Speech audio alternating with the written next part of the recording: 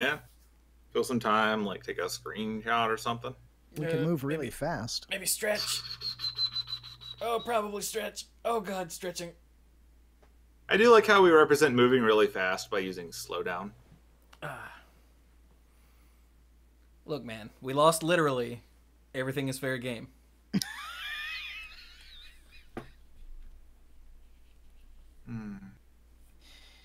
Everything is wrong. Do we lose Cluze? No, I mean yes, but no. No, okay. So,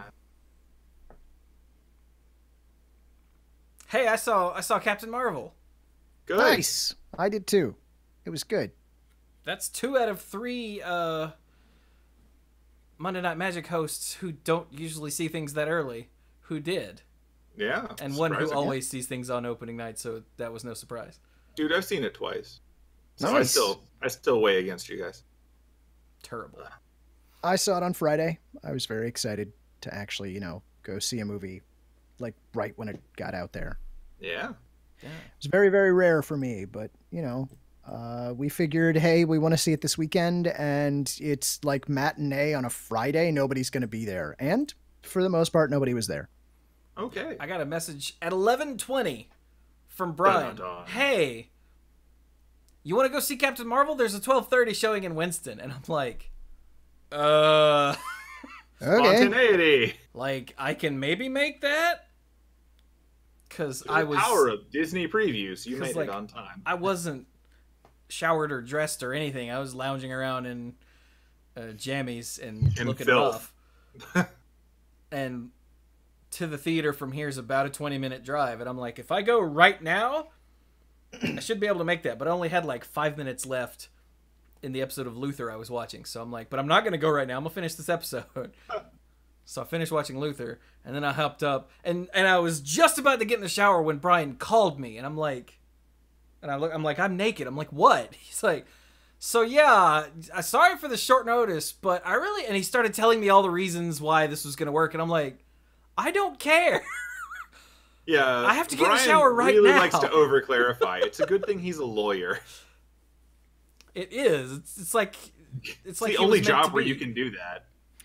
So you gentlemen were at different theaters than I was this weekend, right? I Correct. should hope so. Yeah. And Twice. different theaters than each other were this weekend, right? Yeah. Yeah. Yes. I was Okay. even in the different theaters both times I saw it. So I just want to ask if they're doing this thing that happened at my theater. So of course, before the movie, like before the showtime starts, you get all the usual like ads for local businesses that have paid for time. So it's like you get your orthodontist or your dental practice. You probably got I don't know, a local college in there. We've got a place that does like wedding and prom dresses called Fantastic Finds. That's like across the street from the like strip mall that the movie theater's in. That's always in there. You get some trivia that's stupid. And then finally it comes time for the movie to start. And the lights they pseudo dim. They don't go all the way down, but they kind of dim. They set And- them to stun. And they set them to stun, and they give you like the ad for the theater itself and for thanking you for, not talking and maybe turning off your, let's say, pager. Like, I don't know. But do you then also get more ads before you get previews after the showtime has started? Yes. Yeah. These are like commercials, usually not like the still I- billboard Yeah, ads. yeah. So like I got like a Chevy ad. Yeah. And Yeah. I just want to call shenanigans on that because I have paid that movie theater for a movie ticket to see a movie. And I'm willing to sit through previews for other movies because that's what one does when one goes to a theater. But at that point, we've had a transaction. I have paid you for a film. You don't get to then profit off of me with more advertising at this point. Except I want to say that that's a thing, but I can't swear on Monday Night. Wait a minute. We're not in the show yet, right? So I can Yeah, swear? we are. Yeah. Oh, crap. Okay. Never mind. It's bad. I think it is badness. So, have you tried watching the movie with ad block on? I haven't. I haven't. I'll see if I can get AdBlock to install on my glasses. You should do that. I think Makes it's life just a lot duct easier. tape. I think it's just duct tape over my glasses is what that I is. mean, it's how you make sure you don't have to see all the signs for south of the border when you're driving on the highway. duct tape across the face. You won't have to worry about it at all. I did send you guys the picture of the south of the border bumper sticker I found in the parking lot at my university here in That's Michigan. too far. That is too far. Yeah. Okay. Seemed weird. That's way plenty of time to start the Yeah, show. we wasted time. Yeah, Is we it? did. Hey, Al has been Rakdos. subbed for 20 months and is on an 18-month streak. Nice. Thanks, buddy. Combo. And he says, Goose forever. True. I really kept expecting someone to go, talk to me, Goose, and Goose to go, but they never did. I thought someone was going spoiler. to say that Goose was their eyes, honestly. Because that's the line that people remember. And if, for the record, if he could get ad block installed on glasses, I would start wearing glasses. Fair. Yeah. So should we do a thumbnail pose real quick? I got nothing. Well, I Just mean, wanna you be don't need clear to have about something special. We just need to sit still for a second so I can. What the hell is that? No, Core. I like the way he says that, like that means something. What? What is it?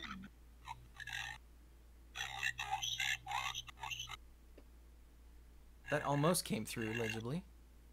No, that's probably what it actually sounds like. Yeah. Yeah, Elcor from Mass Effect. Oh, Mass Effect. Yeah, that's another of those things that missed me.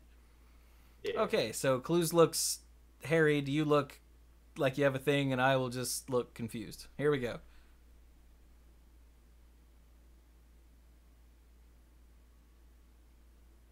All right, that should work. Hooray. I should have brought my eye patch. Yar. Okay. So, everybody good? We good to go? Let's get go. All right. Let's get it rolling. Can you get the intro to this show correct this week? My money's on no. Take it away. I mean, not anymore.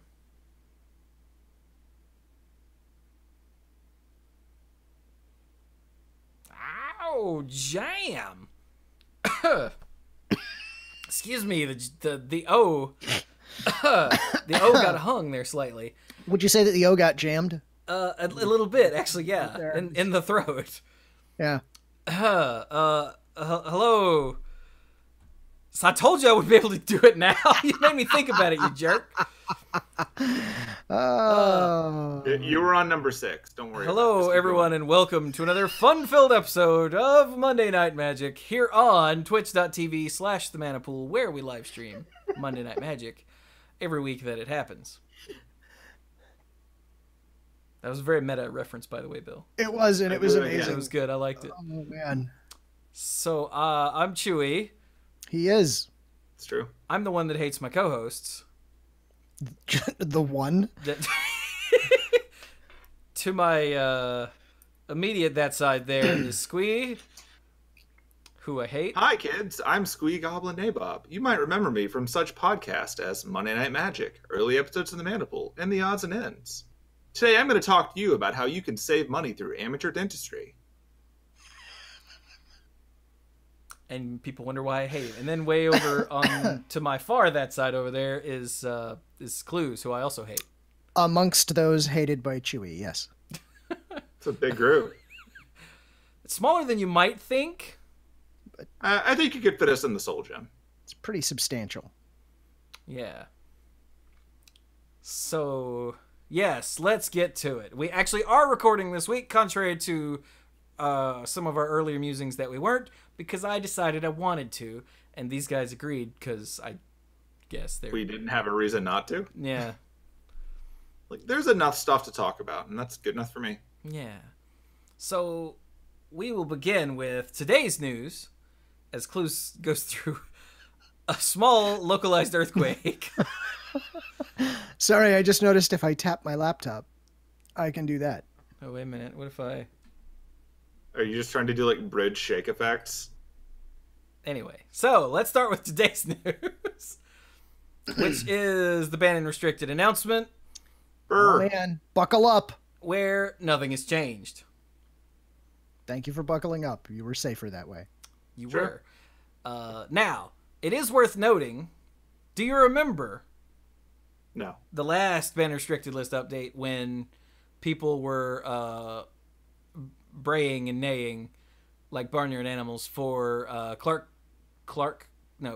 Kent Ironworks. Clark Kent Ironworks, the unassuming and yet secretly powerful deck that's been rocking the format off screen. It's the one that wears glasses. It's the one that wears glasses, but it doesn't have ad block installed. Right. Clark Kent Ironworks was people were just calling for it to be banned, and it was eventually. It's Clark Kent Ironworks from now on. I can't help myself. Yeah, that's somebody write that down in the show titles, will you? Yep, I'm on it. So, people were calling for that to be banned, and it was, and they all celebrated some sort of victory. So now, of course, people are complaining that Faithless Looting and cards like it need to be banned, but mainly Faithless Looting and Ancient Stirrings. Now, I've been hearing a lot for actual years now, or at least 1 year, probably multiple though, about Ancient Stirrings getting banned because of Tron. Because remember, people hate Tron, whether they're supposed to or not. They just hate it. And Ancient Stirrings makes the mono green version of Tron go. So, of course, it's bad. But then, Faithless Looting, I guess because of the Phoenix decks? Rocking Modern recently has suddenly become the boogeyman. I don't know. It didn't get banned because it's not broken. Shut up. Okay.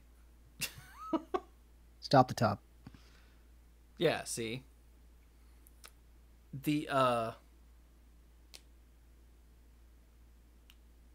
problem seems to be that there's one deck that like people can't, not the meta, but individual people can't beat. So like the key card in that has to be banned, and so they get on their soapboxes and we have to ban this card. And it's, I said earlier in the Manipool Discord server, it's like Modern players have to cry for the banning of a card in order to be allowed to keep playing Modern. It's like it's a requirement that they have to check that box. Were you seeing on social media calling for something to be banned? It's like how every online game has a giant contingency of people that want to get all of the rest of their best stuff banned. Yeah. We reach for the ban hammer like it actually just opens the door when we want to go outside and yell at people. The other thing that I've seen complaints about are that Stoneforge Mystic wasn't unbanned. I wouldn't expect that, really, y'all.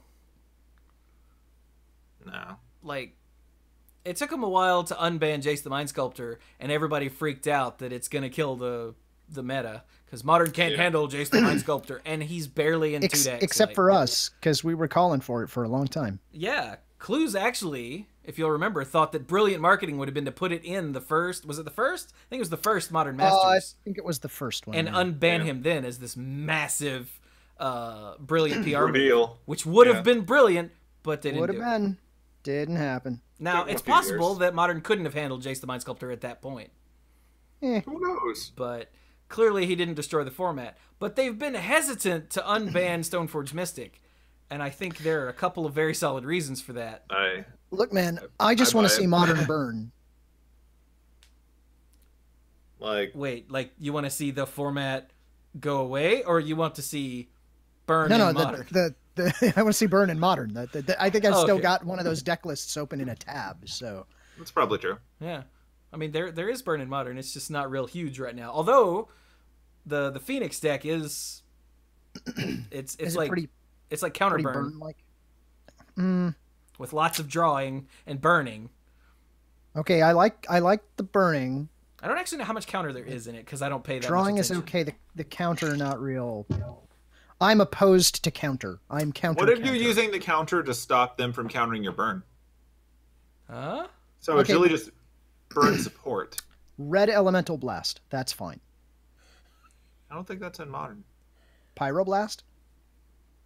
That might be in Maybe Modern. they'll be in Modern Horizons, huh? That's my hope. We'll print counter spells, but they're only the red ones. Anyway. You're going to wake up and you're going to see the list of Modern Horizons, and it's actually just Affordable Legacy. Air quotes. They just turned it into Legacy minus like 6 cards. I mean, that'd be neat. Actually, no, it probably wouldn't. But anyway, so the whole point here is that Magic, on the whole, is fine right now. Standard is fine. Modern is fine. Legacy's fine. No one cares about vintage except for the vintage players. Extended is still dead. Thank goodness, yeah. So's block. Yeah. So, like, Wizards... I think even Pauper's okay these days. I think Wizards right now is just happy that nothing is burning. True. So they're just leaving the ban list alone as much as possible. Well, there's your problem. Should have played Burn. No. Burning, not... Oh. Yeah. This. Like the man. Yeah. Not the bees? No, that's Wicker Man. I'm sorry. Never mind. That is a different man. But that one does burn. By the way, have we just spent 10 minutes talking about how there's no update to the banned and restricted list? Yes. Yeah, dude. That's what the show's I going thought to be. this was going to be a fast show tonight. You never thought that, and you know it. Okay, you're right. I did not think that, but I was hoping. Oh, God, was I hoping. I'm so tired. You're the one who brought up Wicker Man. Daylight saving time is stupid. You could have just not showed up, Cluze. Be like, look, I didn't sleep. I gotta go. We'd have been like, cool. We'd have done another 2-minute show. But I wasn't here last week. I had to be here this so week. It's your own fault. So be quiet. Now, there is a nice long discussion here. I've got a mute button, but I will fall off this call. He's not wrong. Now, there is a discussion here about why they're not banning Nexus of Fate, but they're not banning Nexus of Fate because it's not necessary. No, they just need to print a non-foil version of it. Agreed, but I don't think they're going to do that either. So that's brought up right here. Yeah. In competitive play, they have solutions for marked cards, causing unfair play. And as you know, since Nexus is only available in foil, it has the curling thing because WotC can't seem to get their crap together when it comes to printing cards. So... I mean, they're just a company that prints cards. At this point, I like foil cards as much as the next guy. I really do. But beginning to think they're too much trouble. Agreed. Apparently, Umpex is now following on Twitch. I don't know if that popped yet, but hey, thanks for the follow, buddy. All right. I don't see it in the chat here. I don't think follows pop up in the chat. I think just subscriptions do. Oh, okay. Well, then never mind. Carry on. My wayward son. Yay. So, yeah, they've decided that banning Nexus of Fate would probably be worse than not banning it, so they're not banning it. Hey! They will, however, take another banning after this one. I see what you did there. Yes, thank you. I try. It's not until May 20th, but they will take another banning after this one. Yeah, so that's today's news. For all of you that are sad that something didn't get banned or unbanned, it's not about you. You go. It's about the health of Magic on the whole. And everything's fine right now, so they don't want to risk it. You think maybe they've got a finite amount of points for banning and they just used them all in Bertoncini? No, I think they built up a deficit when they had all those standard bannings from a couple years ago. Oh, yeah, so this is just sort of trying to balance it out. Yeah. Because I'm imagining like a game system where it costs like 1 point to ban something in Legacy, 3 points to ban it in Modern, and like 30 to ban it in Standard. And they just completely wrecked that, and that's why they had to start unbanning stuff. They had to work a deal with the DM. Like, look, yeah, we won't ban anything in Standard for a year, okay? But we just have to do this. Or maybe they're just saving up their points for when they inevitably have to ban something after they release Horizon. That could also be. Yeah, we accidentally printed a thing we really shouldn't have, so we're just gonna hold off? Yeah. All right, so that's today's news. But let's go back. Thing that didn't happen. Let's go back to the previous news. Hooray! Whoop. Back to the past. On the 8th. When was that? Was that Friday? Yeah, that was Friday. Okay. So yeah, this is really cool. It shows a not high res, but it shows the art for all of those stained glass planeswalkers that were in the teaser. Yeah, for War of the Spark. But that's not the important part. Amazingly The important enough. part is that this art will not occur on cards in the set. So, sorry. No, they actually said that. Somebody asked, "Will we see these?" Oh, they aren't these appearing on artworks? cards at all. That's They're too not bad. appearing on cards Like, at all in the set. What I heard, So- what my brain had warped that into is they weren't appearing on cards in the booster packs, and I was like, I wonder if they're. But no, if it's not on the cards, not on cards at all. Well, that would be that. Now it's sad. Anyone in chat have a link to where they made that little? I mean, the page blurb? right here Yeah, says it's right here. Does it? Is it in the set at all? It says the card these art stained will be glass different, versions though. aren't appearing on cards at all. Right here, I'm highlighting it. Yeah. All right. Well, great. Thank you, chat. I mean, Chewie. Thank you, Chewie. Hey, we're in the chat. We count. So, the important bit of this is right here. Tybalt still looks fly. That is not the important bit. Well, the important bit is right here. What's more, each of these 36 planeswalkers will have a planeswalker card in War of the Spark. Again, Gotta there catch are 'em all. 36. Yes. So And then it says the card art will be different, though. In fact, these stained glass versions aren't appearing on cards at all, which is sad. You'll have to wait for War of the Spark previews in April to see the new cards. But each booster pack will contain a planeswalker, so you should have no trouble getting your hands on them when the set is released. yeah.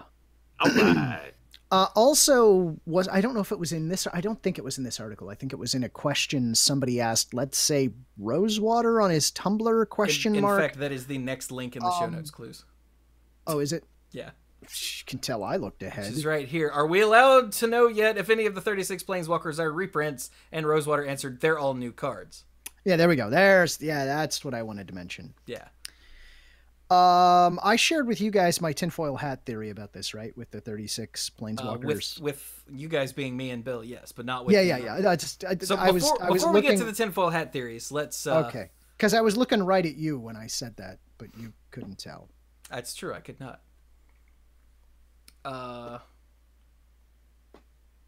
So that's the important part right there. We'll come back to that in a second because that's important.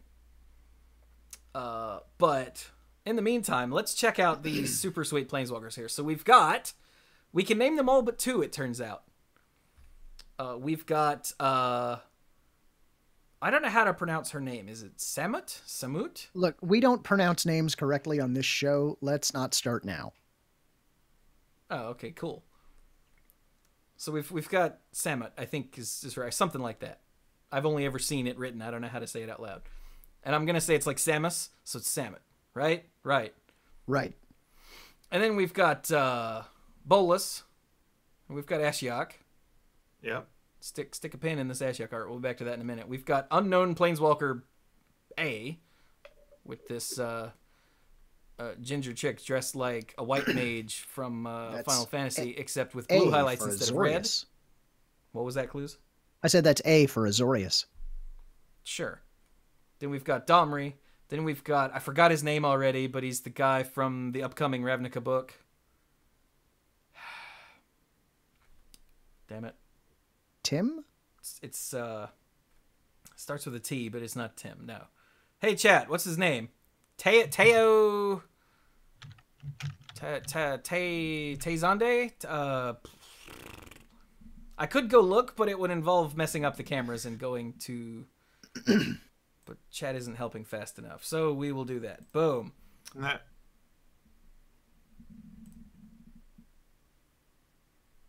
What's his name?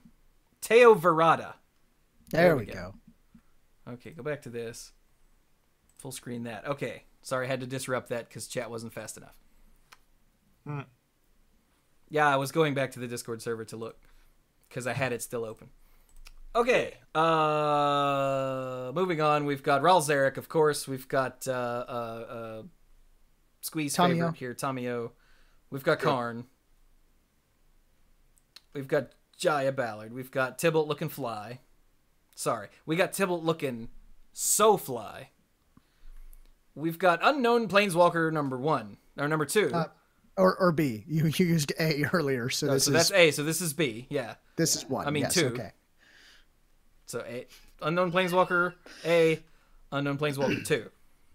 People are suggesting that this is the other Global Series character, but hey, find me a picture of them, will you? You guys, real quick. I'll take a look. Okay, you do it. I don't believe that for a second because it's a pretty big change.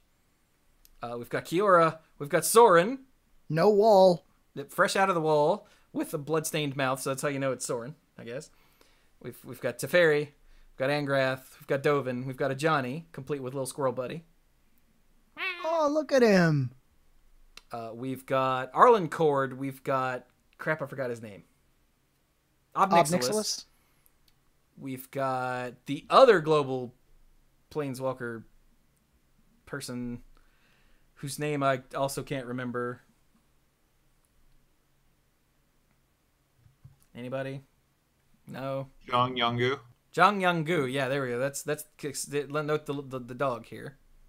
Yeah. We've got crap. What's her name? Huatli, Sarkon. I almost said Symmetra. What is? Yeah, there you go. See, gets you. Gets in your head. Sahili Rai. There we go. Yep. Cat lady. We've got Narset. We've got Angry White Woman. Oh, damn it. What? What's her name? Oh. Look, she's white. She's like so white because she's It's Nahiri, isn't it? Nahiri. Thank you. I just wasn't ready for that. I was not either. All I could think of then was I don't know. I guess Pam. I don't know. We've got the Ugin. The Ugin. This is one that I originally thought was unknown, but it turns out this is Davriel Kane from that Brandon Sanderson. Brandon Sanderson's what's his name?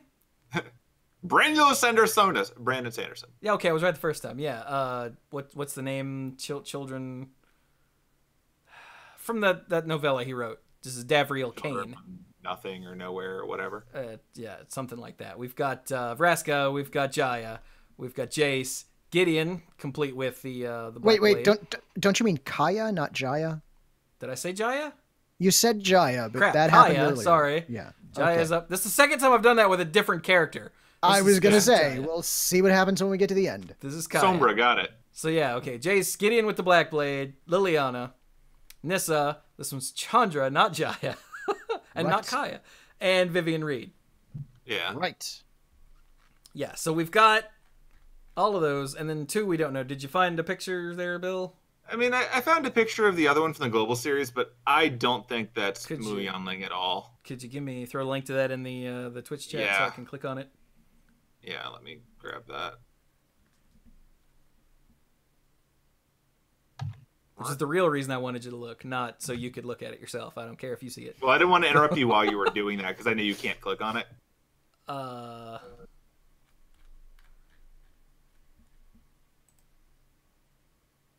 Yeah, I'm gonna say no on that one. I don't think that's her.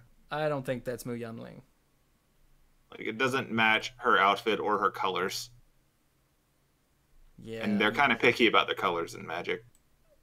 Yeah, I'm calling shenanigans on that one. I am too. Now, the other thing that Cluze joked about it before was that Unknown Planeswalker 2 here could be an Elspeth in disguise, because you'll notice she is walking away from what seems to be some sort of crypt-looking thing. Which I would be someone more said okay in with chat that. too. I'd be totally cool with that. Yeah, that'd be neat. Like, if you flip that back and it's like a Gary mask or something, and then she pops out and just wrecks everybody, that'd be pretty cool. I mean, if there's anyone who's got like a record for killing gods, they'd be the one to take down the god Pharaoh. So that'd be cool. Yeah. Look, she pops out of nowhere, saves the day, and leaves. And I could see a Johnny going, "Why are you wearing a miniskirt?" She's like, "'Cause you took my clothes, weirdo." You took my clothes, weirdo. You are such a cat. Give me that back right now. And yeah, the global series were 2 planeswalkers from a specific thing, the global series, Zhang Yanggu and Mu Yanling, that were a one-shot thing because they weren't popular enough to warrant doing more. And this is from what? middle of last year. Yeah, They about suffered then. from the fact that they could not make the cards good because they were limited availability, and when they aren't good, people don't buy them. Yeah. So yeah. So there are two things that were pointed out in the Discord server that I want to point out to you guys now. Do me a favor, my fellow co-host here. Scroll down to the Ugin. I Okay. shall. Stand by. Scrolling to the Ugin. He's There's the fourth row from the bolus. bottom. Man, look at Tybalt. He's so fly. Keep scrolling. So fly. There's the Ugin. Okay, I'm looking at the Ugin. All right. Do Yeah. you see off in the background the Ugin horns in the stained glass? I do. I do, yes. Isn't that neat? It is. Yes. They are totally the Ugin horns. Look at that. Wow. They're not True. colored differently. They're just there in the glass. Yes. They're watercolored.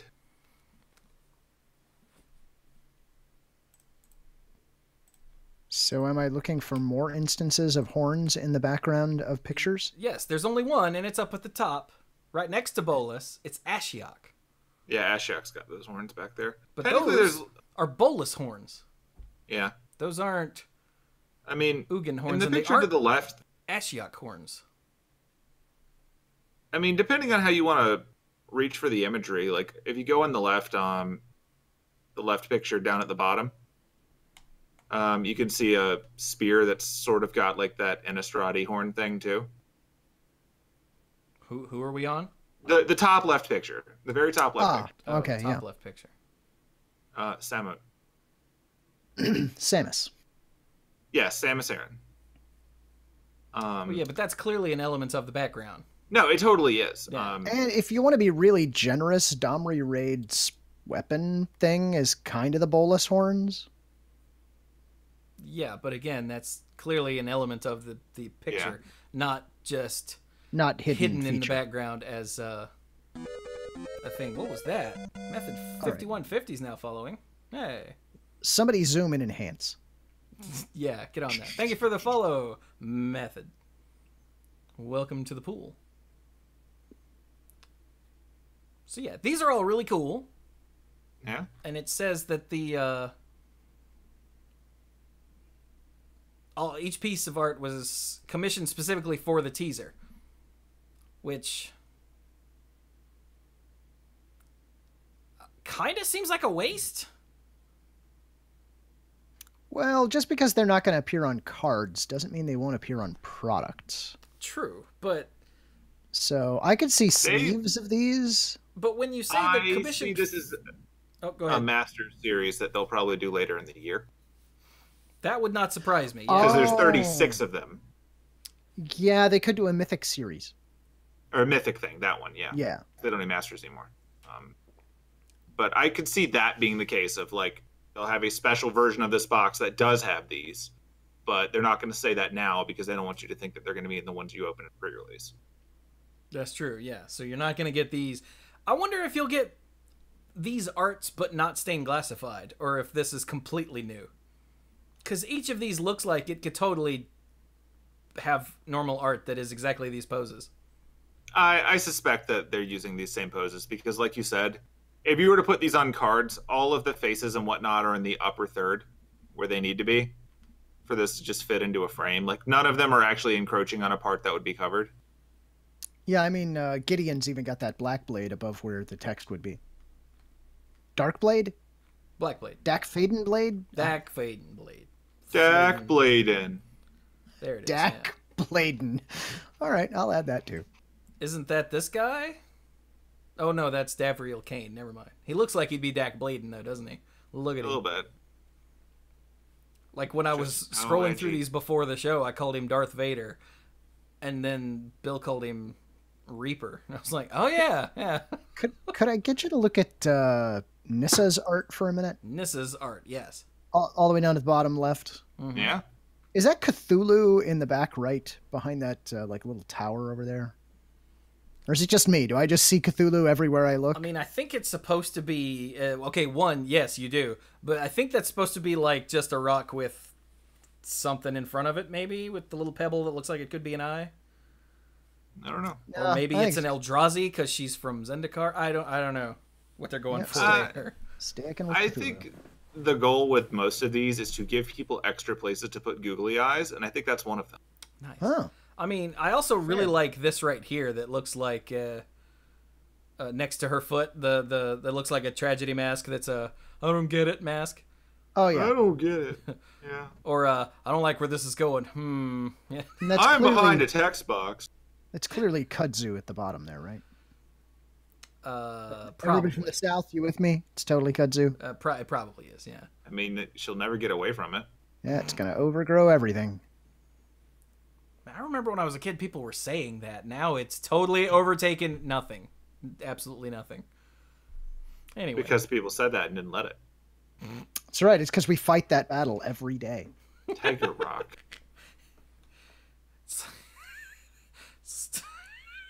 Anyway. We could have that conversation. People be like, you guys talking about like the zombie apocalypse? No. Kudzu. We're talking about the comic and Sunday morning that no one cares about. All of them. Is it bad that I don't remember which one is kudzu, but I know that's a comic in the Sunday paper? No, that's the amount of brain space you should allocate to it. I don't You're remember fine. which one is kudzu. But anyway. So yeah. That's our look at the Planeswalkers. And the big news, 36 Planeswalkers in the set, 1 in each pack. So now let's get to some speculation. Warning, Hey. Speculation time. We don't know this. We are not presenting Correct. this as fact. These Nope. are just some ideas that we have either had or seen floating around the internet. Okay? Okay. Yes. Hooray. So there we go. Now we're back on full screen here. So what's your theory thing there, Cluze? Okay, so you guys remember they had the whole Mythic Edition thing, where in the Mythic Edition they had the 8 special packs. Something like Yeah. that. Yeah, I think it was 8 special packs because it was meant for drafting. For drafting. And each of those special packs had a specific planeswalker in them, Mm-hmm. which means that they have the technology to insert a specific planeswalker into a pack that is otherwise randomized. Which means, since we have 36 planeswalkers and a booster box contains 36 packs, they have the technology to make it so every pack contains a different planeswalker. So if you buy a box, you would get one of all 36 of the planeswalkers. And if they did that, it would basically just be like a giant bin full of money is what it would be. Because that means that I'm not going to say everybody, but I'm going to say lots of folks are just going to go, yeah, I'm going to need 4 boxes. So that I can guarantee myself a full play set of every planeswalker in this set. So if they want to sell boxes, they could do that. I'm not saying they will. It's what I would do if I were running things. Mm-hmm. That is neat. My theory on this one is a little bit more story theory. Because what I think I would do if someone came to me and said, we need to have a set where you put 36 planeswalkers in it, and we still want it to play, like functionally, I would make it so that all of the planeswalkers only have negative abilities. So that as you use them, they are guaranteed to go away. And it would also reflect all those candles going out. Now, whether when they hit 0, they just poof, or you decide that you want to do a story of like planeswalkers losing power, in which case when they hit 0, they transform to like a legendary creature on the other side, like kind of a backwards of the Magic Origins thing. I think that'd be really cool. But I do think that having this many planeswalkers in a set and them all having plus abilities as well as minus abilities could get pretty crowded pretty fast on the board. Or the games will just take forever because you'll have all these planeswalkers to hit instead of the player. But I don't know. Like it's an interesting limited environment when you know that everyone's going to potentially have at least 3 planeswalkers. That's a weird thing to think about. But if they all have negative abilities, then they play a lot more like enchantments that tick down. And I think that would probably be easier design space. And also, none of them have to be great. They just have to do a cool thing and then linger around for like maybe a second cool thing. Sure. So, speaking of design space, since they have told us that these are all new versions of all of these cards, I'm not going to say that WotC has a bad track record of making good planeswalkers. I'm saying that getting the power right on a planeswalker is actually pretty tricky. And they tend to err on the side of making slightly underpowered planeswalkers rather than slightly overpowered planeswalkers. Because, man, we went down that road once and had an emergency banning in standard. But, you know, my exhibit A is Tybalt. So my question is, with 36 of them, just how many of these are going to be not so great? 30, Fair. my guess.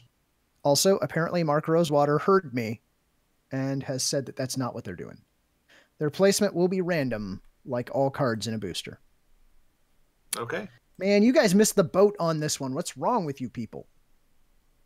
They can sell more than 4 It's boxes so now. that they can sell the mythic version, the mythic edition, which will have the stained glass and will have one of each in your box. And that will cost a bajillion dollars. I'm going to say MSRP, because they don't tell us that anymore, of $425.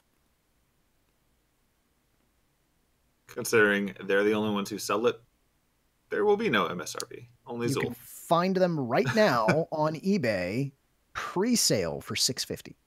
That's special. Wait, what's yeah. pre-sale for $650? I was making a joke about how you can find crap on eBay pre-sale even before it's announced. Okay, good.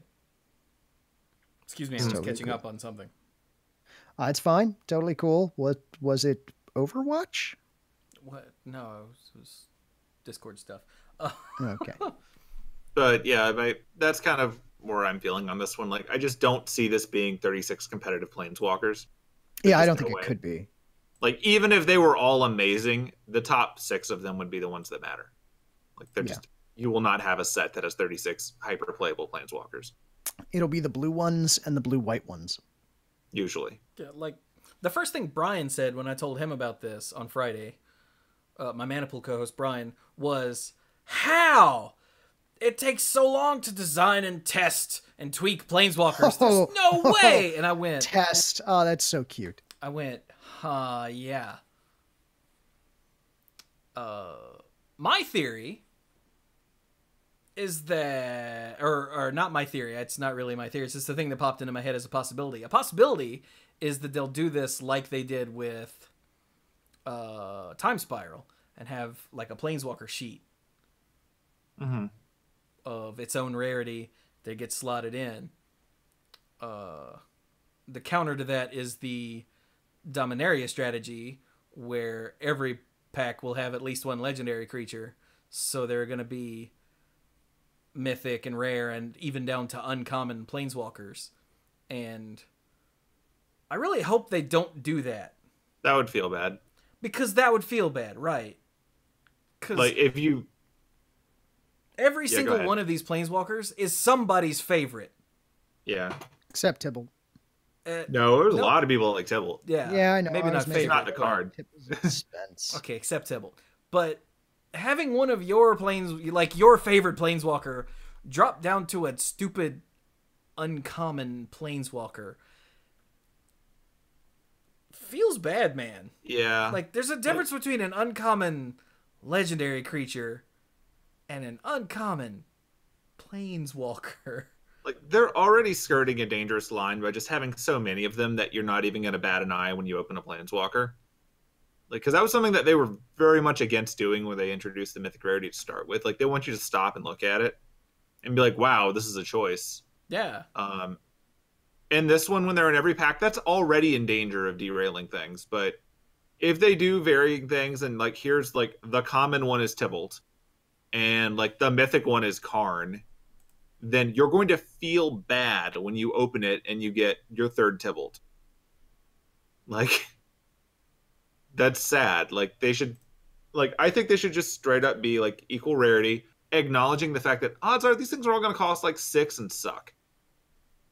But, like, I just don't see these being competitive. I see these as being about on the same level as those pre-con ones, like the pre-build ones that always cost like 6 mana for something that you might consider playing at 4, where they just didn't want to risk screwing it up, so they just made them cost too much. And they could still do cool stuff, they just cost too much.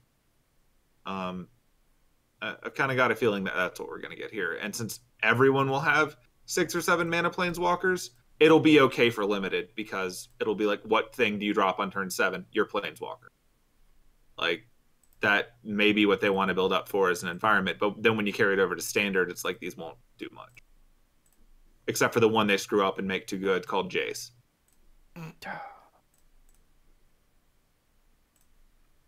Yeah. Now, that said, it wouldn't surprise me if they do make uncommon planeswalkers just to be able to do the gimmick. But, as I say many times, just because I was wrong by saying I hope they don't do it, and then they do, doesn't mean that I was wrong in saying that it was a dumb idea. Yeah. Wizards has done this many times, and it's been a dumb idea. They can execute bad ideas well, but that doesn't make them good ideas. Exactly. Right, yeah. So, I don't know. I really hope that they have the time-shifted style of rarity where, hey, these planeswalkers are all essentially rare as far as the odds of which one you'll get specifically, maybe. Or even have the time walk, like the time-shifted sheet with different rarities on that sheet, but it's still on the card its own rarity. Yeah. Like the old uncommon 1 and uncommon 3, you know. Something like that would be okay as long as the symbol's purple or whatever, you know. Yeah. But I don't know. This is something that we're not going to know for a little bit. Yeah, I mean, but... when did Lorwyn release?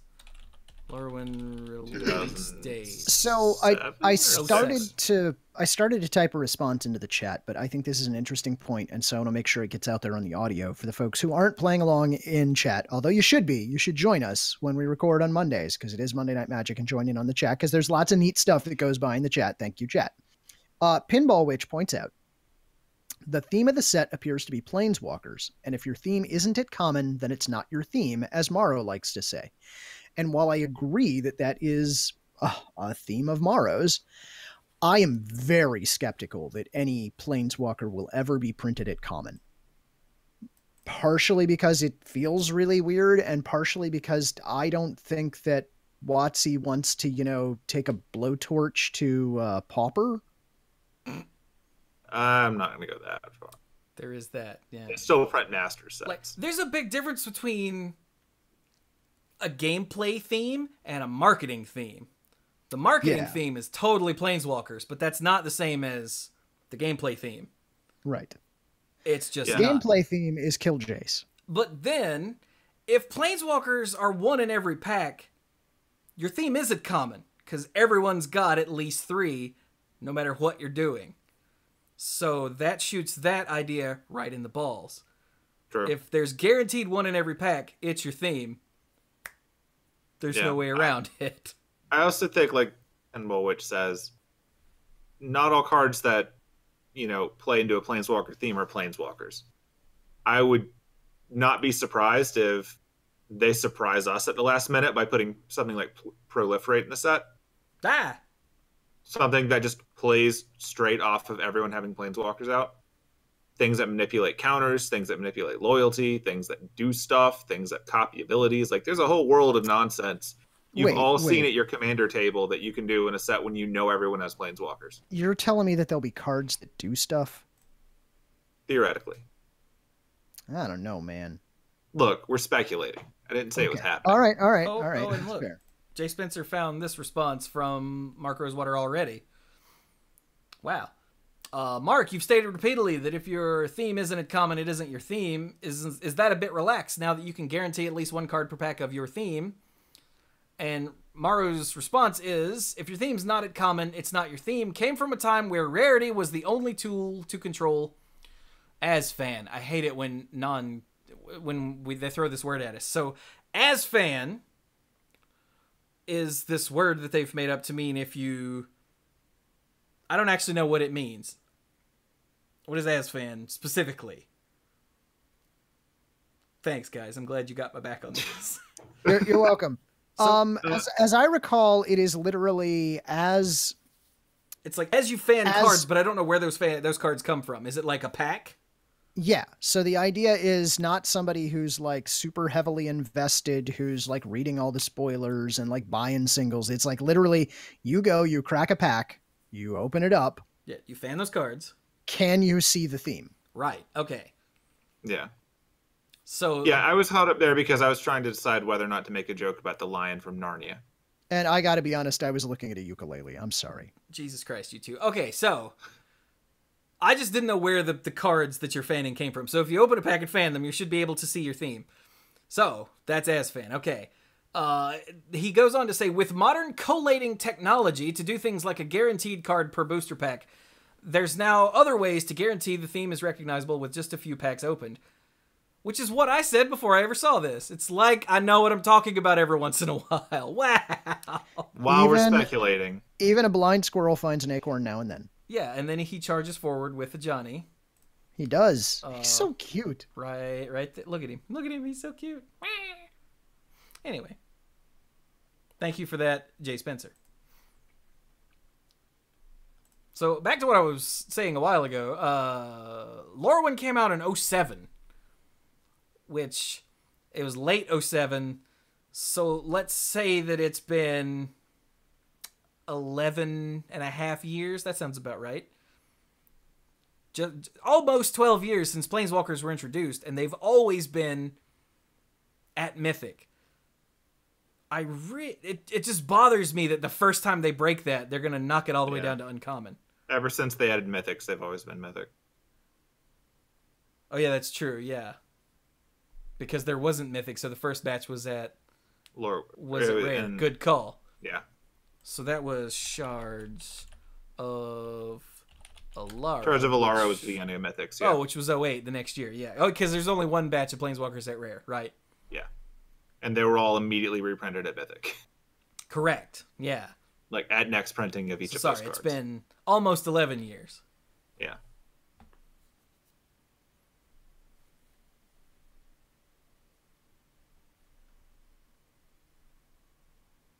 So, yeah. I don't know. I really think it would be a bad call. And I think while it would get more Planeswalkers into the hands of people, personally, I think that it would end up being looked back on as a dumb idea. And that's just a gut feeling that I have. I have no evidence to back this up, which is why I keep saying I think. Yeah. So, yeah. But, shall we move on then? I think we've beaten this horse all the way to death. Take that horse. It's dead, horse. It can't hear you. No, I'm saying take that horse. Get it out of here. Oh, because it's dead, yes. It'll start smelling if you don't. Yeah. All right, so that's the big news. That piece of discussion right there is the reason I wanted to record this week. I don't know, man. I think there's a bigger piece of news coming, but okay. You're not a judge anymore, Cluze. It's not actually bigger. Look, it doesn't matter whether I'm a judge or not. I think that this is bigger news. Because the things successful, we just talked about are going to be around until rotation. That's true. This could be forever. If successful, this is huge. Yeah. So let's get to Big it. Big if. We got a first look at the new tournament software. And you'll notice this picture is a great big block of purple and this tiny little phone on it with an app that clearly has magic on it, right? Right. Allegedly. There you go. So they're looking at updating, finally, after all these years, Wizards Event Reporter, that horrible pile of dog crap that calls itself tournament software. Look, that software was great. No. Was functional. That software was okay back when tournaments were small. And then, which means that it was outdated as soon as it came out. Yeah, and then they tried to make Walter happen. Yeah. And Walter is famous for causing not. tournaments to no longer have to be broken into smaller flights, which is good. Yep. But also for setting GP Charlotte on fire. Yeah, that's right. So, so Cluze, you want to take us through this? Yeah, so for those who have not spent a lot of time in and around the tournament scene, whether behind the scenes or actually just at a big tournament, the way it normally goes. You have pairings that are posted up on paper around the room, usually by letter blocks if you're lucky. And if you're like really like super duper lucky, the tournament organizer like Star City Games or Channel Fireball is also tweeting out the pairings. So you don't have to crowd with like 70 other people trying to figure out what table you're at and then reading the wrong line and ending up at the wrong table and going back to the board and then back to another table. I remember when that started. Yeah. The tweeting out of pairings. And it was amazing, it was except brilliant, because people, instead of everybody getting up and surging as one to the various places where the pairings were, lots of people just did this and just walked to their table. Which is so civilized, except at a lot of tournaments that I was at, I want to say it was AT&T would limit the number of simultaneous like network connections that could happen. And so when pairings went up, if you were fast, you got your pairings. And if you weren't, you just sat there. But anyway, on AT&T. So the idea now is, I think it was AT&T. I think you're right. What they are showing to us here is suppose that you had an app that was installed on your phone. And that app could push to you your pairings. So it'd push to you your table and who your opponent was, and you could just go right there. And that right there is revolutionary. I love it. I think it's amazing. I think it will be awesome if they make it work. I will be pissed when they make it just for iOS and then promise us Android, but then never get around to it. I will be pissed when that happens. It's true, he will. He's not even playing. And it's going to happen. But then they further seem to... they basically just straight up say it. Because I got this picture down here. Do you scroll down to the picture with the match result? Do you see that down there? Do you scroll to that? I'm not looking at what you're looking at. I'm looking at my screen. Oh, no. I went to find something to put in the chat.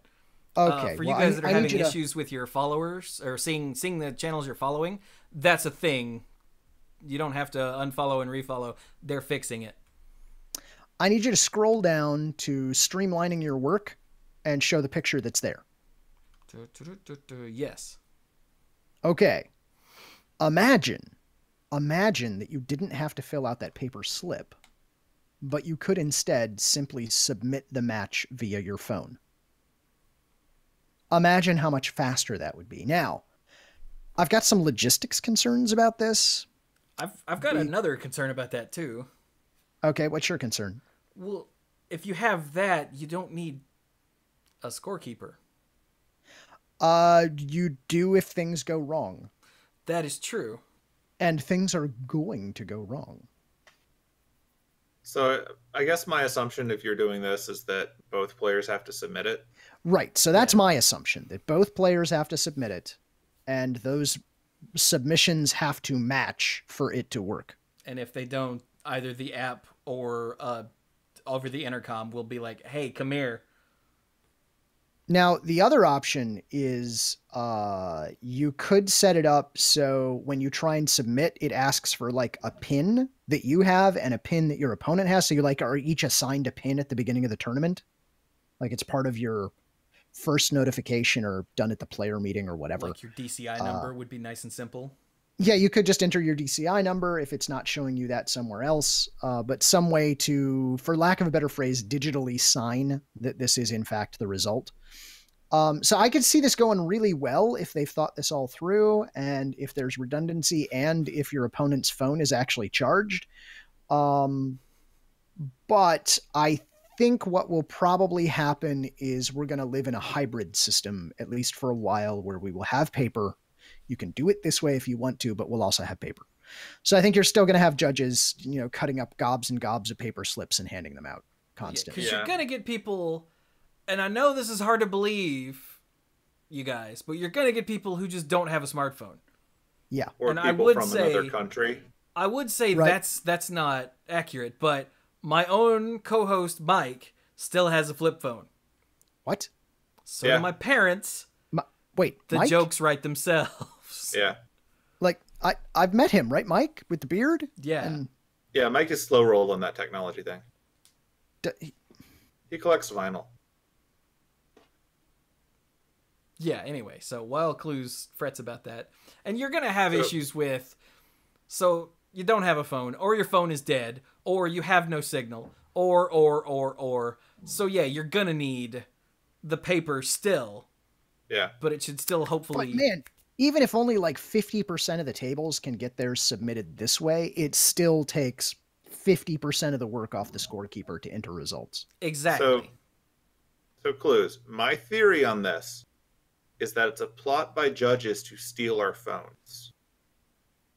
Because when someone inevitably screws up and has to get like a note about their gameplay, the judge is going to grab your phone, write on the back of it what they did, and walk away with And it. how long the extension is.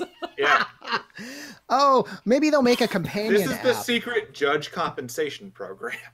That's how they're going to do it. No, maybe they'll make a companion judge app that if you're a judge in an event, you can just scroll to a table and enter a penalty for somebody. Oh, that would be awesome. Yeah, that was my first thought as well, was if you do away with paper, which we've already established why they can't completely do away with paper at this point, is that how will judges know who gets what extension? Because that comes up frequently.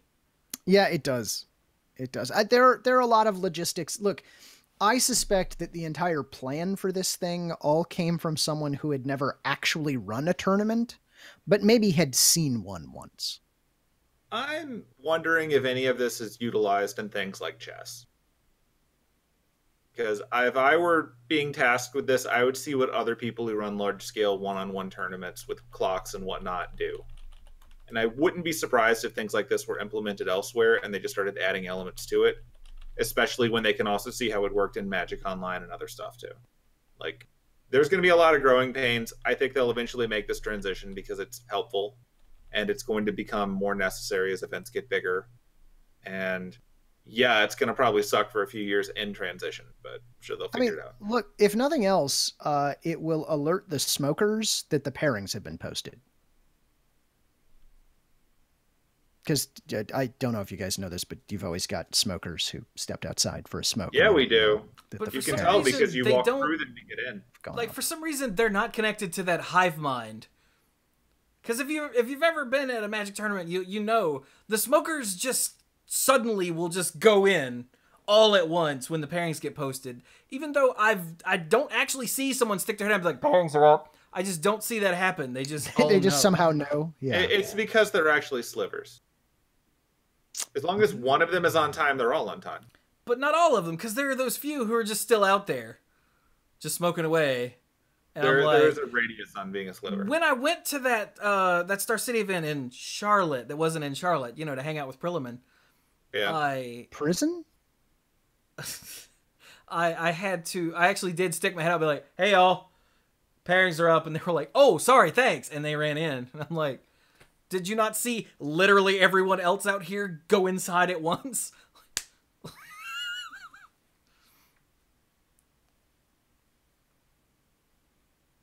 So yeah. Anyway, I think this has the potential to be really nifty. It also has the potential to be a flaming train wreck. It will probably be one, then the other, then back to the other one again. I really hope they don't try it out at a big tournament first. I really hope they don't do that. Try it out at something medium-sized or small first. I mean, honestly, it could be really Rotor! great, even for just at a store level, right? You got like a 30 or 40 person thing that's trying to be run by like the guy who does the counter at the store. If he can just push a button and it pushes out the pairings to people's phones and most of the results come in via electronically, it would just smooth things out a lot. Yeah, and with that small number of people, you don't have to print out pairings. You could just be like, hey, who doesn't have a phone? All right, you're at here with that person, and you're that person. So you guys play each other. You literally are that person. And then everybody else is on your phone. Like, Yeah. Now, the other thing that this does, the other can of worms that this opens up is there is a policy about electronic devices and their use during a tournament. So I assume that that language is going to be rewritten to totally exempt this app on your phone.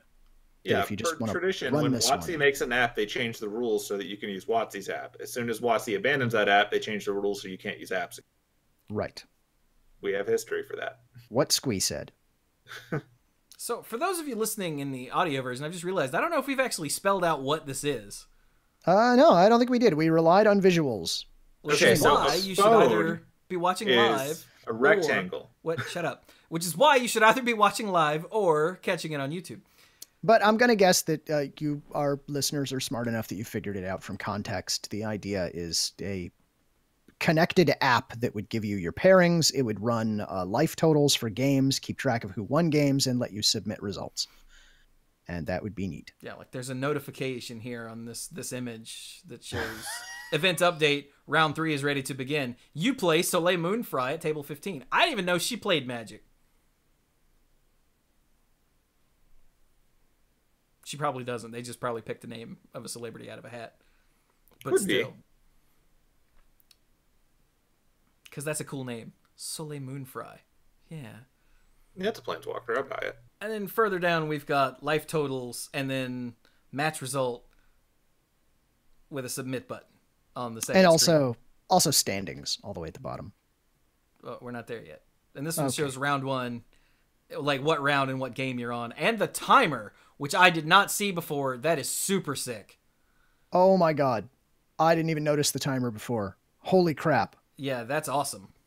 That could be game changing right there. Yeah, when you hit the go button and it pushes to the phone so you just see how much time is left, that's awesome. Oh, maybe we can make the judge version actually push time extensions. That would be awesome. Holy crap, that would be amazing. This is never going to work. We're getting into that amazing place now where we come up with ideas that aren't going to happen. Yeah. But would be And so great then if we're they disappointed with could. what we get. Yeah. Oh, I know what's actually going to happen though. They're going to allow you to upload custom avatars to your life totals, and there's going to be that one guy who's got the horrible, Naked you know, anime the girl. artwork. Yeah. It's going to be naked anime chicks. That's Yeah. going to be, yeah, okay. Yeah, So his name is Steve Argyle, and he drew them. don't let us use our own. Don't let us use our own artwork, Watson. I Please, think for the it's love going to of God. pull the picture that you picked in your Planeswalker point profile. Probably. And then, yeah, like Cluze said, we've got the leaderboard stats and your record and your various win percentages. Yeah, so those are the tiebreakers. Tiebreakers, yeah. Yeah. So Which it's is- opponent's match win, game win, and opponent's game win. Yeah, that's really cool. Yeah, so you can finally figure out why you didn't make the cut to top 8. It was your opponent's match win percentage. Probably, statistically. I think there actually is buried in the tournament rules that if all of those numbers are tied, we do it with dice. That sounds like relying on randomness clues. Yeah, but look, the numbers on that, it is very unlikely that you are going to end up with those numbers all being the same. I mean, here in it a is. long tournament, because yes, but this is after, what is that, 4 rounds? This is after 4 rounds. Anyway, so yeah, Neat. this is potentially amazing, but this is not to come for some time. no. I'm actually surprised they're showing to us at this point at all. Yeah, like they said that they've got an early sneak peeks at some prototypes that will be at the GAMA trade show next week, which is this week. So like they've got prototypes that they're showing at a trade show this week. Don't expect this in the next few weeks or anything. Get hype. So yeah, there are also privacy issues that are popping up in the chat here. Really don't like my son's Planeswalker number using the same address and email address. Yeah, they're not fond of that. Oh, and Jay Spencer also said, I've never been able to get my Planeswalker profile online to work. In fact, I don't have one. Because you remember way back when they said, okay, you've got to make this Planeswalker account, and I followed all the steps to make my pre-existing Planeswalker or DCI number work on that account. It didn't work because the directions were wrong. And then I filed a thing, a complaint, or I put in a ticket, hey, fix this. Nothing ever happened. So I just don't have an account. You could try calling them. They're actually pretty good at fixing stuff if you do that. I mean, I have no need for it at the moment, so and haven't for years, so never really occurred to me. As long as I have a DCI number that works, and I do, that's all I've ever needed. But if all of this kicks off, I might have to finally get them to fix that a decade later or however long since my support ticket evaporated. So yeah, that's really cool. Anything else? No. Not on that. Okay. I look forward to when this app crashes my phone. Yeah. That'll be cool. So, all right, here is some news from last week that is weird. So you guys remember way back there were going to be 6 Pro Tours? Yeah. Yeah. And one of them was going to be in Brisbane in Australia. Yeah. Or Oz. Or Straya. You know, just depending on how slang you want to get, right? You remember that? Yeah, Real World Survivor. And then suddenly, there weren't 6 Pro Tours. So the Pro Tour in Brisbane... No, before that, it got moved from Brisbane to Sydney. They're like, sorry, it's not Brisbane, it's Sydney. And we went, okay, fine, so now it's Sydney. Then there weren't going to be 6, so the Sydney one got canceled. Which left us to go, did the entire Magic Fest get canceled? Or was it just the Pro Tour, or the Mythic, whatever? Was that... We don't know. Well, it turns out there is no Magic Fest in Sydney. Now it's back in Brisbane.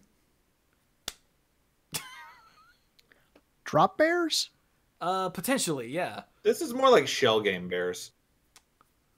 So yeah, and it's going to be on December 6th, 2019. And the format and whatnot will happen with the rest of the Q4 events in July. So we don't know what format it is, but we do know where it exists and when it exists. So there you go. For those of you in Straya or Oz or Australia, whichever you prefer, it's December 6th, 2019, Magic Fest Brisbane, not Sydney, and still not a Mythic Championship, but there is the Magic Fest and the GP that goes along with it. Okay? It's good to know. Okay.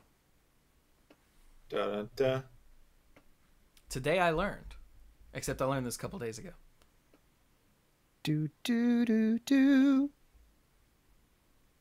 Yes. So then... Wait, what's this? Oh, okay, well, while we're here, yeah, Rosewater did another thing where he asked for questions. And most of it is whatever, nonsense, whatever. But this, we have, where will the next set be after War of the Spark? And then War of the Spark, after that is Core Set 2020. But after that, in October, the next set is going to be a new plane, which I don't think we knew yet. So there you go. I think it's something that we've assumed. I think so, yeah. Because, like, we just did Ravnica for a whole year. So the assumption was that we were probably going to go somewhere. And now we know. Yes. Also, speak up. Or move slightly closer. Okay. There you go. He does say that it's a set he's been trying to get them to do for over a decade, and he's really excited about how it turned out.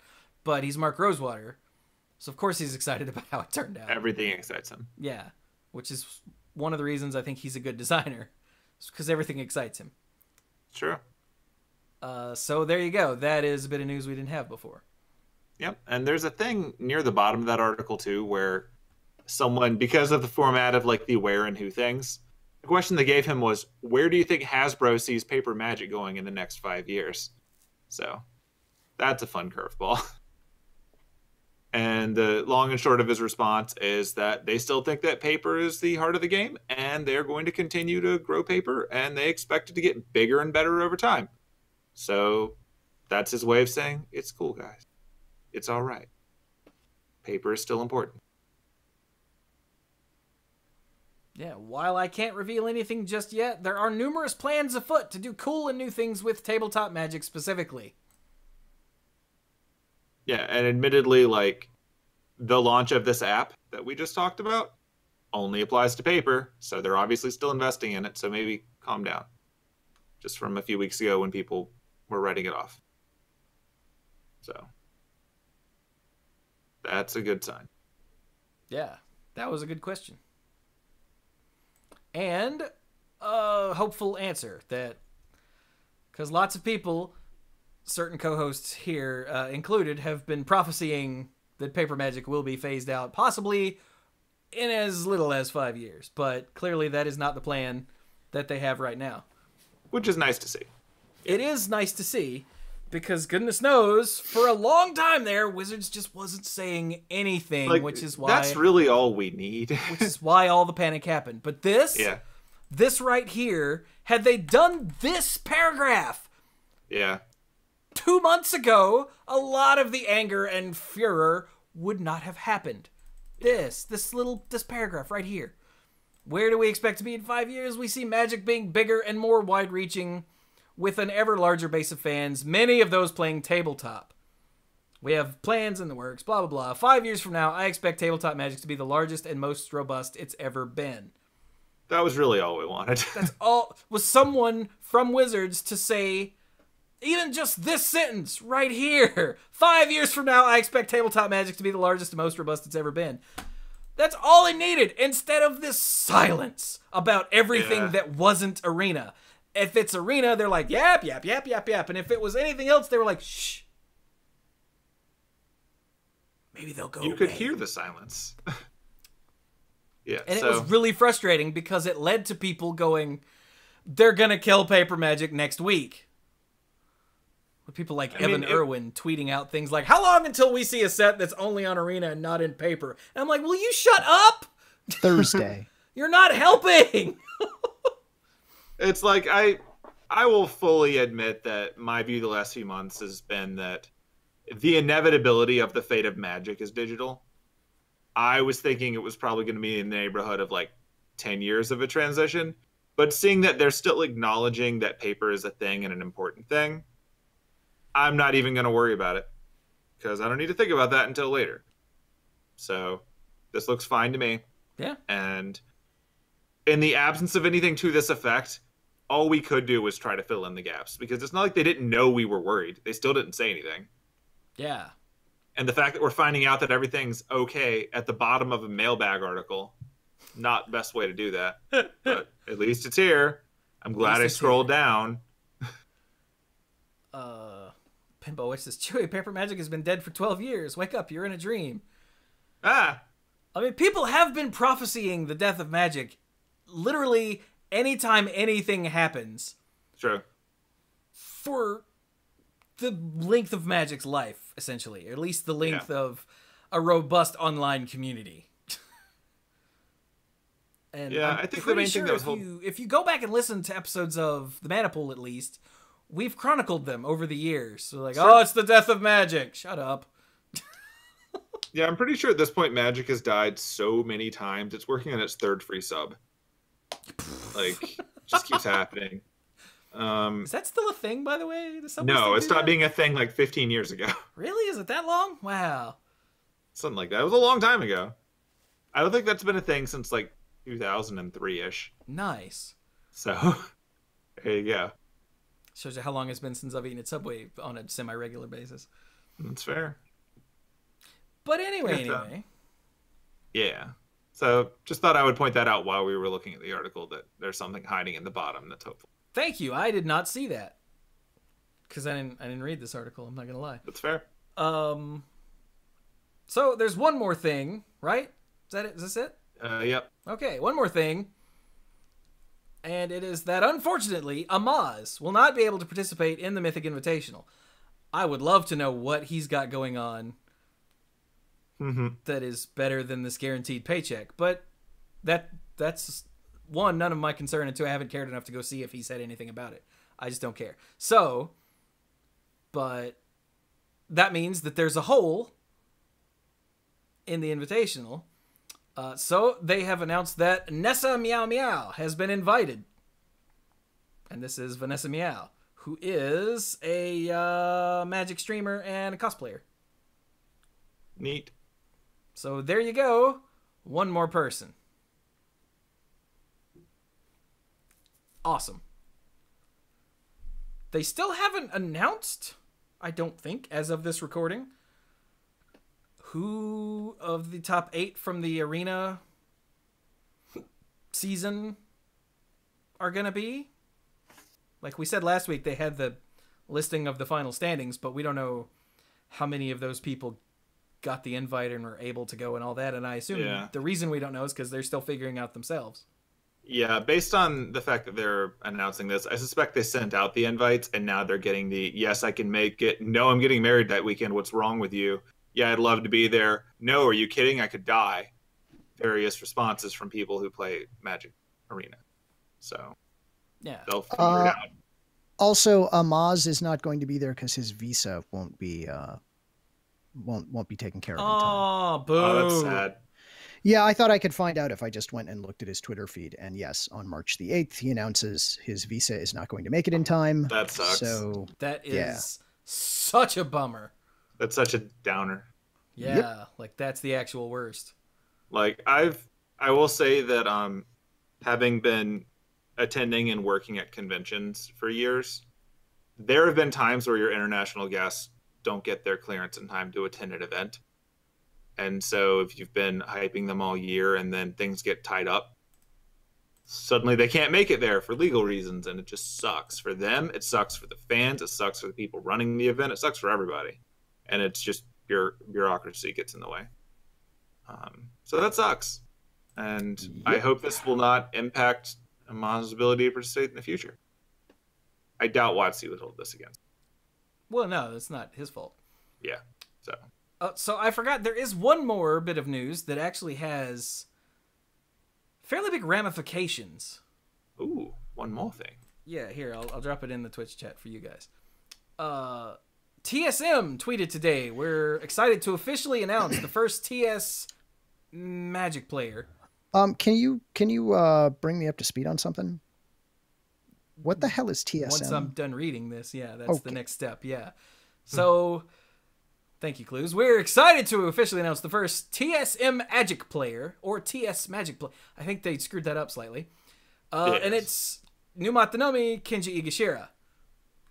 So if you go to tsm.gg... Oh god, this does not work with my current cropping. Hang on. I think that's this one. Well, that's slightly better. Okay, close enough. So yeah, TSM is an esports league team thing. Okay, I gleaned that from context. They're an esports like team thing, sort of like Tempo Storm and other names that you won't recognize if I say them. I was going to say loud. That still doesn't mean anything to me. What do they? Their website is actually terrible. It is. Like it's a store. Like good and proper terrible.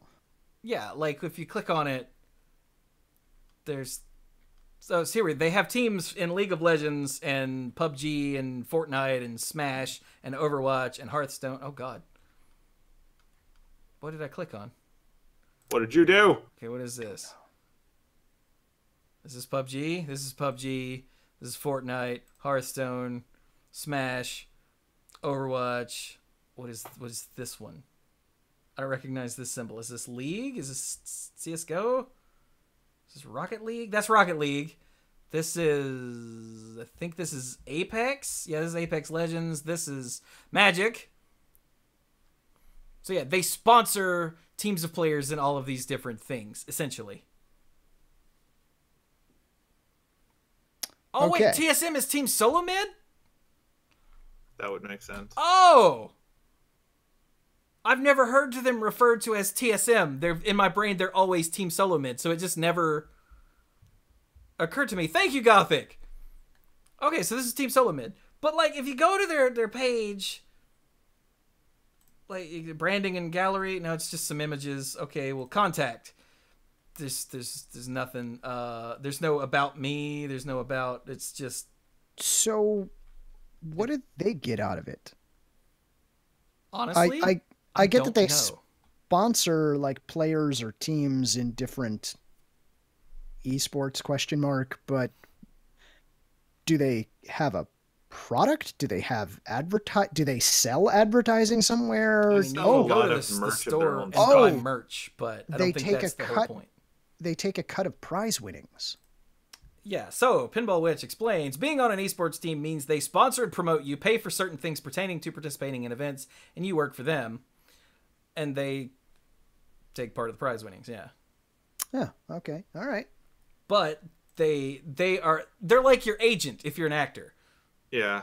Like they're your agent. They are what gets you the gigs, and they help push you and promote you and all of that. They let you focus on the thing that you're good at, and then they handle the business part and take a chunk of the money for their trouble. Exactly. Yeah. And how big a chunk depends on how good you are at negotiating with them / how much they can easily replace you, like in everything else. Probably, yeah. So there you go. He is the very first, to my knowledge, the first Magic player to get a sponsor from one of the big teams, like esports teams. I could be wrong on that, but not counting like the Magic specific things that were created because of the Magic things, but like an already existing esports thing. Oh, that's true. Tempo Storm did grab a few months ago. That is true. So maybe the ramifications here aren't as big as I thought because it's already happened. This is a world of things I do not pay attention to. But that is still telling for the rise of Magic as an esport if players are starting to get signed. Yeah. Especially if they're people that we know in the community already. And hang on, let's go to tempostorm.com and go look. Because surely they have a similar website that shows off their various teams of teams. Do Magic. Yeah, here we go. Boom. So yeah, Caleb Durward, Jeff Hoagland, I bet they're loving that option right now, and MTG Nerd Girl. Right. These are the first three that I was aware of.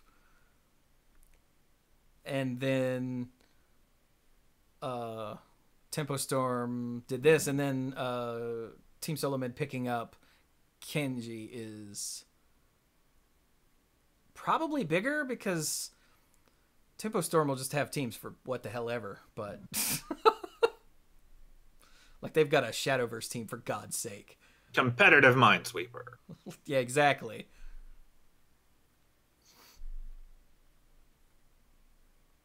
No one shall best us at Super Mario Paint Nat Attack.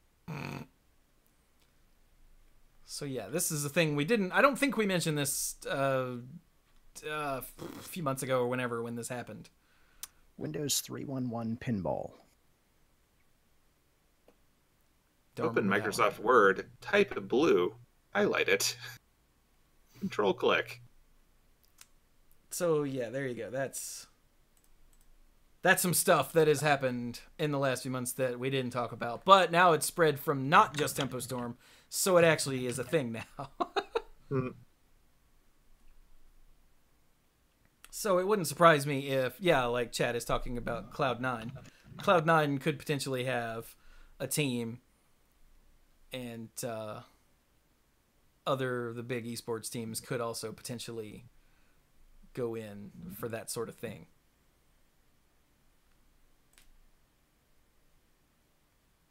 Personally, I'm pulling for Heroes Hearth. Yeah.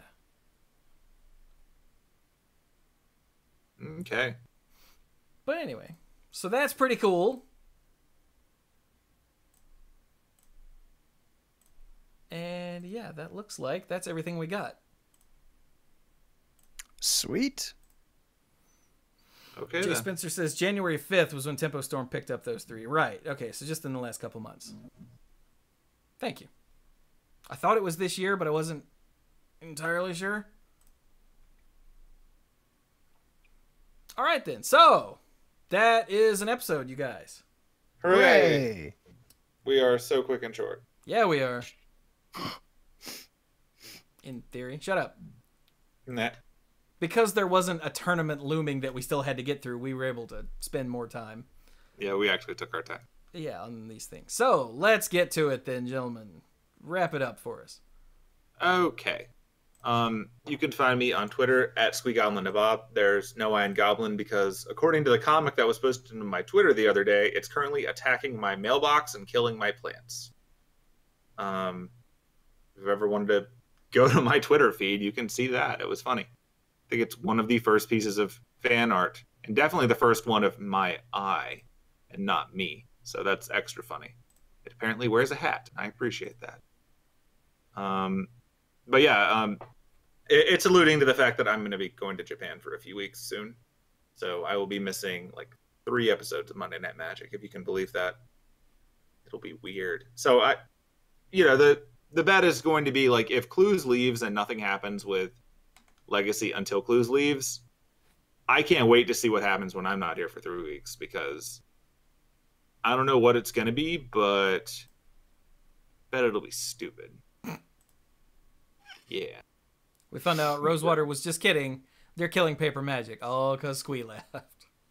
I mean, if I can say that I killed paper magic myself, I'm going to use that power in other places in the future. Like, because they keep redefining it, I think I'm technically a millennial. And that means I have power to destroy everything that people older than me love. So I have to wield that. It'll be fun. Yeah, that's probably it, Pinball Witch. They're going to kill magic online while I'm not here because I said that would stick around forever. So that would be funny. They're just like, yeah, it turns out we don't want this easy money anymore. But yeah, I'm going to be in Japan for a few weeks. It'll be fun. I'll definitely post some pictures of things. Like if I find one of those weird Mark Rosewater cutouts in some of their game stores left over from when they did those Pro Tour things, then I might take a picture of that just to show you the world of people that are also Mark Rosewater height. But beyond that, I don't really know what to look for. Like I'm not like, because of the time difference, I'm unlikely to just pop on and be like, hi everyone. I just don't really see that happening, but I'll still be tweeting and posting pictures and stuff. So just keep an eye out. But it should be fun. Also, I totally got in the Ghibli Museum, and that just took an hour of fighting a really bad sign-up process. So that'll be neat. I think that's about all I've got. So I'll hand it over to Cluze. All right. I am not going anywhere? Question mark. Underwater skiing. Certainly not. Yeah, I think I may be done with standing up while sliding for the year. We'll see. Might get in one more weekend, but yeah, I'll be around while Squee's gone. So no Legacy while Squee is gone, I guess is the takeaway there. If you want to hear more from me, I am on Twitter. That's your best bet. I am at Cluze, spelled just like it is in the show notes. Go see Captain Marvel. I think it's good. I think you'll enjoy it. Daylight saving time sucks. Yes. Yeah, all this switching our times is really dumb, and I hate it. I've been on record about that before. They took your time. They did, the bastards. Over to you, Chewie. I also hate daylight saving time. It's weird that the guy that doesn't have the normal day job, me, got hit really hard by it this year.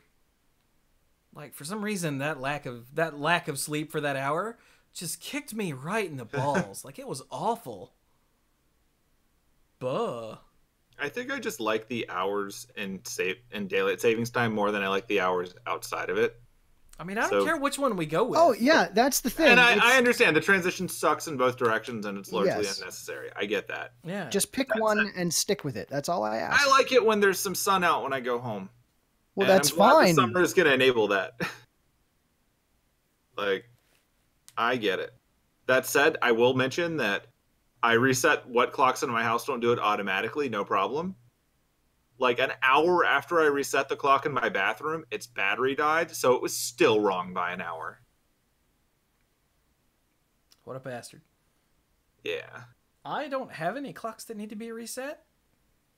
Except for in Mostly my it's car. like the microwave and stuff. Yeah. For some reason, the clock on my microwave has never been right. Oh. It just won't... It's not... Something in it is wrong, because as soon as I set it, when I first got it, years and years ago when I moved in, within a day it was way off. So I was like, well, that's just the thing that's never going to work, because I reset it twice, and by the next day it was off. I'm like, oh, Now to well. clarify, when you reset it, does the light come on and it make a noise and spin around the tray? Yeah, and then after a while it goes ding, and the time is wrong. Oh, well, I mean, yeah, that's just a fundamental flaw in the design.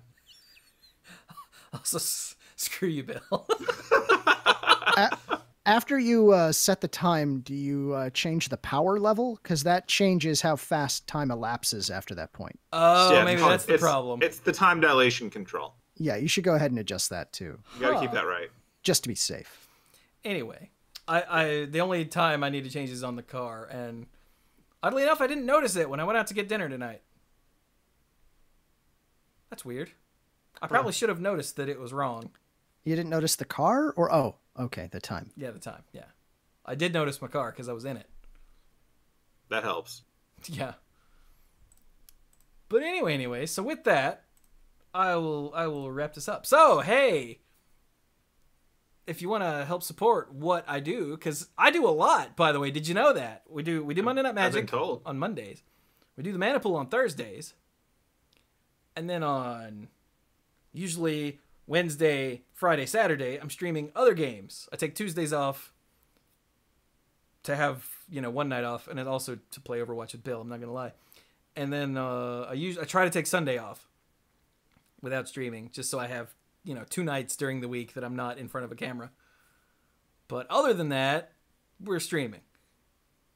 Right here on twitch.tv/themanapool. Aw, yeah. And I stream all kinds of stuff. Like recently, I streamed what I thought was going to be the end of the World of Light in Super Smash Brothers. No spoilers, except to say it was not. I remember when I was doing Subspace Emissary way back on, I guess it was Brawl, Uh-huh. and you get to what looks like the end, and Sonic shows up and everything. You're like, all right, every character, I got this. And then the game is like, I will get 3 more hours of your life. This is sort of like that, but it's not 3 Okay. more hours. Okay, that's good then. I also recently streamed more Super Metroid. I guess that's been it for this week. Oh, because I did 2 World of Light streams. That's why. Because I thought, hey, I'm almost done. I'll finish it up tomorrow. But not done.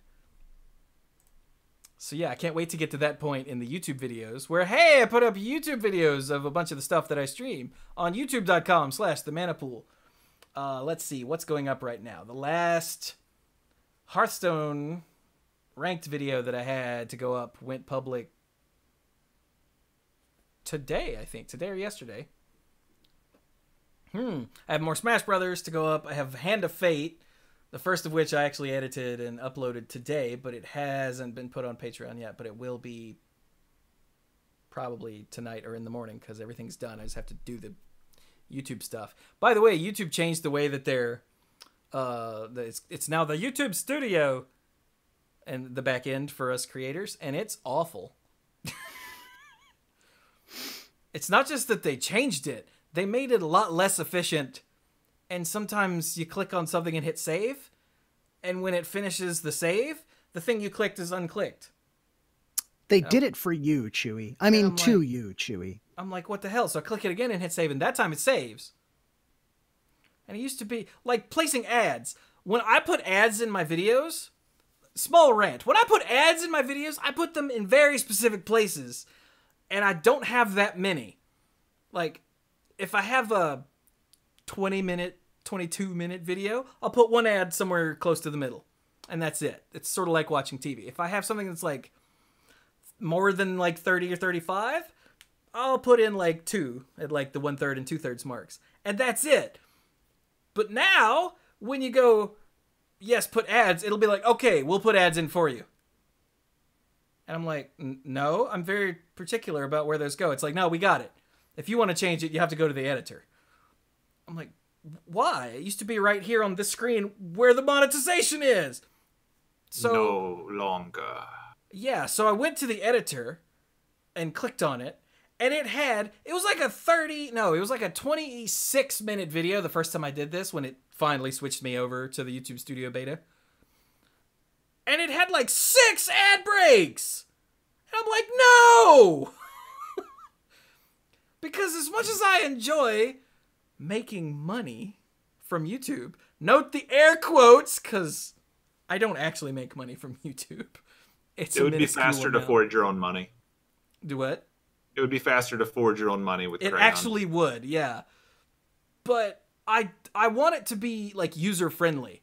I despise a 10-minute video with like 5 ad breaks. That makes me angry. And those are super common. Yeah. I recently discovered from finally using YouTube on my phone that apparently ads on your mobile YouTube occur every 38 seconds. Like, it's infuriating as someone who's used to just using my browser and either getting them once in a while because I've turned off ad block, or getting none of them when I turn it on. But on my phone, it's constant. Because mobile phones are not proliferated with all the power of ad blocking that computers are, so they just spam the hell out of them. And it's really, really annoying. This is why old people hate the internet. I'm going to guess that's more what you're watching, because I watch YouTube almost exclusively on my iPad, and I don't know. Although I do get that 2 in a row thing a lot at the very beginning. Maybe it's just part of the Android app version of it. I don't know. But since I started doing it, they're constant. And like, these are the same videos I watch on my desktop and not get ads all the time. Weird. And then it's just infuriating. That sounds awful. And again, like, I maintain that not knowing about ad blockers is why old people hate the internet. That could be. They see a different internet than we do. I mean, I've never used an ad blocker, so. Any ad blocker, like, at all? Nope. How do you use the internet? Just fine. Gross. I don't believe you. Moving on. It's just one of those things I've just never done. I don't know. Huh. Anyway. So that's a small rant. I have to go in now, and I always had to manually tell it where I wanted ad breaks, but now first I have to go in and delete all the ones that it added itself, and then I have to add one. So I'll have the cursor here, and I'll say add one, and it'll add it here, and then I'll say no, delete, add one, and now it'll add it where I'm telling it to. Every time, without fail. I don't understand. It just puts it wherever the hell it wants it, no matter where I'm telling it to. And I am if you watch my YouTube videos, the ads are in, at least if they're placed where I tell them to, they're placed in a very specific place where it seems to make sense to drop an ad. Like, I'm very particular about it because I'm doing this from the viewer perspective as someone who watches a lot of YouTube. So when YouTube was like, "Nah, we're just going to do it." No! Stop that. Anyway, rant over. Yay. So yeah, that's all stuff that happens there. And I put stuff up on YouTube. Like I said, right now it's Hearthstone, Smash Brothers, and Hand of Fate, along with the 2 podcasts, of course, and more stuff to come. Want more stuff to come? More Blackrock Mountain in Hearthstone, some Plague Inc., the TMP Nerf report for Hearthstone. Still Hearthstone. I love Hearthstone. But anyway. I completely forgot what I was talking about. Right. If you want to help support what I do with all of this content, and it's a lot, then the best way to do that, the easiest way to do that is word of mouth and putting links in places.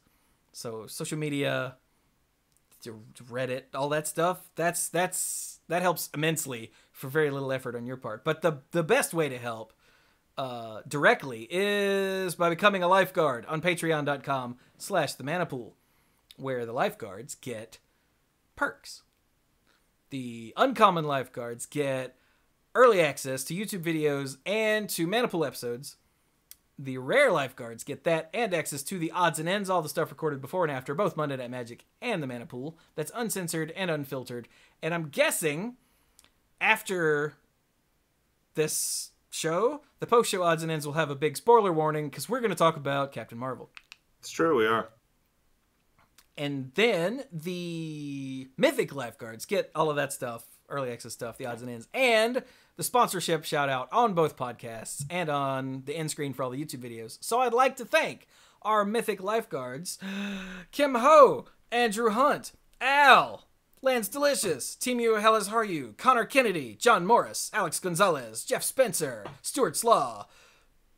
Oh, I'm sorry, Jeff Spencer. I forgot to switch that up so that your son can't try to kill the Bluetooth connection before I say your name, because that's the thing he likes to do these days. PJ McMullen, Sophia Brattain, Casey, Fayen Says, Danny Liao, Jason Doan, who will soon be back to Australia from Vietnam. Apparently that's news, so I thought I'd share. He's been in Vietnam for a while. Apparently he's having a good time.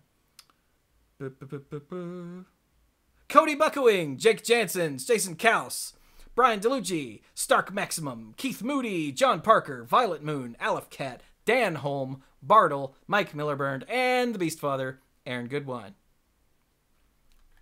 Thank you all so very much for your support. I quite literally could not do this without you. Because as I said, I don't make any money on YouTube. No. At all.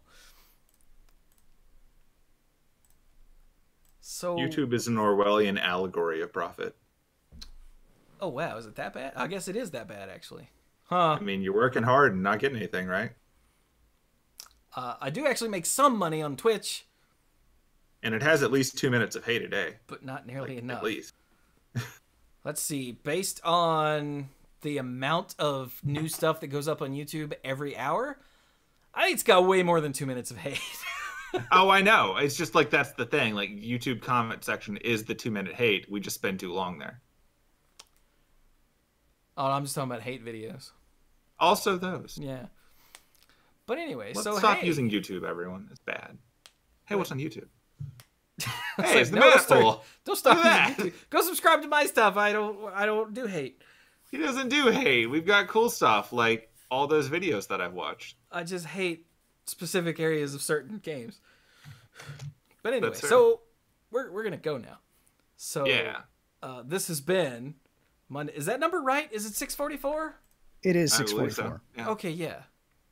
So this has been Monday Night Magic number 644. Thank you all so very much for watching or listening or whatever, joining us. Thank you all so very much for joining us. And go play some Magic.